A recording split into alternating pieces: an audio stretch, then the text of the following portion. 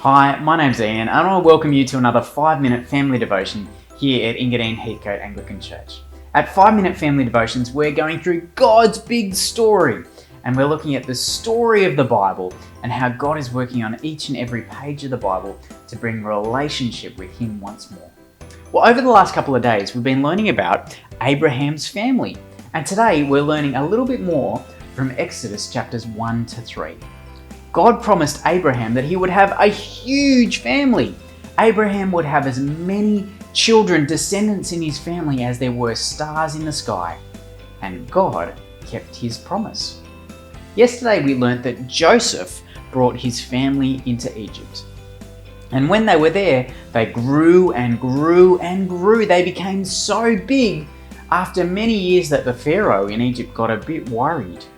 He made them all slaves, and he even wanted to kill all of the baby boys. But even though, through all that, God saved a boy named Moses. God looked after him, because in the future, Moses would help God's people out of slavery in Egypt. Well, years passed, and Moses got older. He became a shepherd and was now living out of Egypt. Meanwhile, back in Egypt, it got worse and worse for God's people. They were in slavery still, and it looked like they were cursed, certainly not blessed like God had promised to Abraham. So God heard their cry, and He came and spoke to Moses, but not in a conventional way. One day, Moses was looking after his sheep. He took the sheep a long way into the desert to a mountain. And suddenly Moses saw a bush on fire. Moses looked at the bush. It was weird, because it looked like it was burning, but it didn't burn up.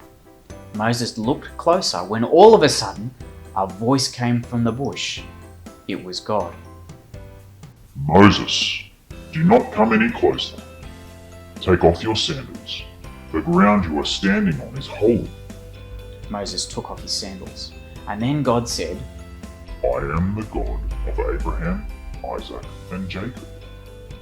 Moses knew who God was, so he hid his face.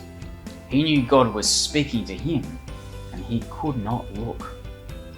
Then God said to Moses, "I have heard the cry of my people the Israelites. I know they are slaves in Egypt, and I want to rescue them. I want to take them to a new land, a land I promised to Abraham. And I want you to go and bring them out of Egypt." Well, Moses was a bit unsure. He was just a shepherd. He wasn't anyone special, but God was special. No one could stop God's plans. So God reminded him and said, "I will be with you, Moses. And when you bring them out, you are to bring the Israelites here to this mountain." Moses was still a bit afraid. "I'll go, but let's say they ask me, 'What's your name, God?' What should I say?" God replied to Moses, "I am the eternal God. So tell them that the Lord, whose name is I Am, has sent you." Then God told Moses that God was going to rescue his people and bring them to the land that God had promised Abraham. God knew the king would be stubborn, so God said he was going to show how powerful he was by bringing plagues on Egypt. In the end, the king, the Pharaoh, would let God's people go. Well, God chose Moses to save his people from Egypt. But Moses was very afraid and he was unwilling to go. He was scared, even after God told him all the things that God was going to do.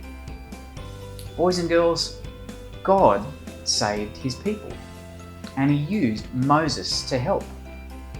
But Moses doesn't save us. We don't need to be saved from Egypt, but we need to be saved from our sin.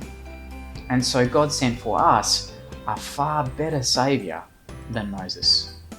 And the good news is that our saviour wasn't afraid, but he was willing to save us. You see, Jesus was willing to save us. even when it meant dying for us. Jesus was willing to hop in and to save us. How good is it that we have an amazing Saviour Jesus who died and rose again to save us from our sin? Well, in a couple of seconds, a couple of questions are going to come up on the board. And as a family, I want to invite you to read, to think, and to pray.